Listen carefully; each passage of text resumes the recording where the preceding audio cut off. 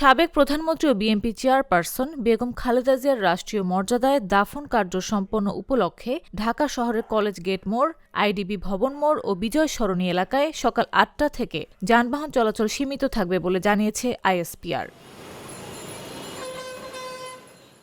এছাড়াও রাজধানী ঢাকার বিভিন্ন সড়কে যান চলাচল নিয়ন্ত্রণ ও বিশেষ ট্রাফিক নির্দেশনা জারি করেছে ঢাকা মেট্রোপলিটন পুলিশ। বিজ্ঞপ্তি অনুযায়ী বুধবার সকাল ৭টা থেকে এসব নির্দেশনা ও রাস্তায় ডাইভারশন কার্যকর হবে বলে জানিয়েছে ডিএমপি।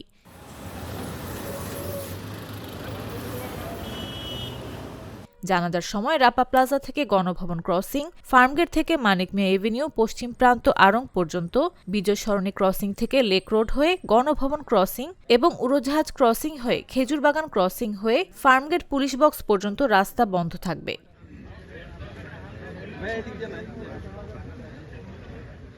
এলিভেটেড এক্সপ্রেসওয়ের ইন্দিরা রোডের ফার্মগেটে নামার র্যাম্প বন্ধ থাকবে। এক্ষেত্রে নগরবাসীকে এফডিসি র্যাম্প ব্যবহারের পরামর্শ দেওয়া হয়েছে।